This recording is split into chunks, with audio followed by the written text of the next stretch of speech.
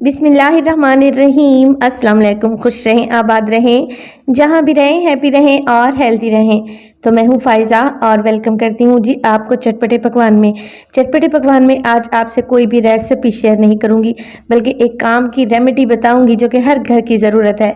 ईद बड़ी हो या फिर छोटी, कुछ ऐसी सब्जियाँ होती हैं जिनको ला कर रखा जाता है काफ़ी ज़्यादा मिकदार में, ताकि इनका इस्तेमाल हर खाने में हो सके। और टमाटर इनमें से एक सब्जी है जिसका इस्तेमाल घर के हर खाने में किया जाता है। तो आज आपसे शेयर करूंगी एक ऐसी परफेक्ट रेमेडी जिससे टमाटर का ना कलर ख़राब होगा और ना ही इनके जायके में फ़र्क पड़ेगा। और मैं अक्सर इस रेमेडी को इस्तेमाल करते हुए टमाटर को महफूज करती हूँ। टमाटर को अगर ऐसे फ्रिज में रख दें तो तकरीबन 3 से 4 दिन के बाद देखेंगे कुछ इस तरीके से गलने सड़ने लगते हैं, जिनसे इनके टेस्ट में भी फ़र्क आ जाता है। तो टमाटर को महफूज करने के लिए मैं क्या करूँगी, टमाटर को पहले अच्छे से वॉश कर लें और वॉश करने के बाद आप इसे कपड़े से या फिर टिश्यू पेपर से ड्राई कर लें, अच्छे से पोंछ लें। अब यहाँ पर टमाटर को मैं पहले ही धोकर अच्छे से पोंछ कर ड्राई कर चुकी हूँ। अब यहाँ पर लेंगे ज़िप-लॉक बैग। आप किसी भी किस्म के शॉपर का भी इस्तेमाल कर सकते हैं और ज़िप-लॉक बैग बाज़ार से बहुत ही आसानी से मिल जाते हैं। तो यहाँ पर मैं ज़िप-लॉक बैग लूँगी और टमाटर जो मैं यहाँ पर महफूज करने लगी हूँ तकरीबन 2 किलो के बराबर हैं, तो मैं 2 बैग बनाऊँगी। तो यहाँ पर देखिए टमाटर डालने एक बैग में थोड़े थोड़े करके डालें और टमाटर डालने के बाद आप लोग क्या करें, ज़िप-लॉक बैग को दोबारा से बंद कर दें और इसे फ्रीज़र में फ्रीज़ कर लें। इससे क्या होगा कि टमाटर का जायका और कलर बिल्कुल भी ख़राब नहीं होगा।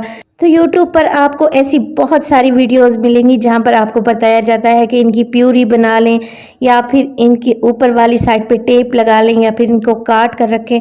मगर ये तरीका जो मैं आपको बताने लगी हूँ, मैं अपने सब्सक्राइबर के लिए हमेशा वो चीज़ लाती हूँ जो कि खुद मेरी आजमाई हुई होती है और ये तरीका बेस्ट है। इंशाल्लाह आप लोगों को पसंद आएगा। तो टमाटर को फ्रीज़र में रख दें और तकरीबन 1 रात के लिए मैंने इन्हें फ्रीज़र में रख दिया था। अब टमाटर अच्छे खासे हार्ड हो चुके हैं। अब अपनी ज़रूरत के मुताबिक टमाटर निकाल लें। अब टमाटर हमने फ्रीज़ तो कर लिए, इनका इस्तेमाल कैसे करेंगे।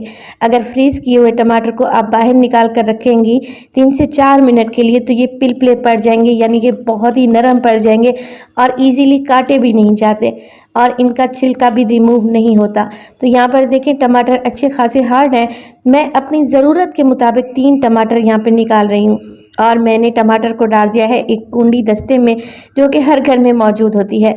अब क्या करेंगे, इनको अच्छे से कूट लेंगे। यहाँ पर टमाटर बहुत ही हार्ड होते हैं, बहुत ही इजीली ये पिस जाते हैं और बिल्कुल इस तरह हो जाएंगे जैसे आपने इन्हें किसी मिक्सी जार में डालकर पेस्ट बना लिया हो। और इससे एक दूसरा फ़ायदा ये भी होगा कि टमाटर का छिलका भी रिमूव नहीं करना पड़ेगा। टमाटर का छिलका भी बहुत ईजीली इसी में पिस जाएगा। देखिए कितना अच्छा सा पेस्ट बन चुका है। अब इस पेस्ट को आप जिस तरीके मर्जी इस्तेमाल करें, कढ़ाई में डालें, चावलों में डालें या फिर आप इसको दाल के तड़के के लिए इस्तेमाल करें।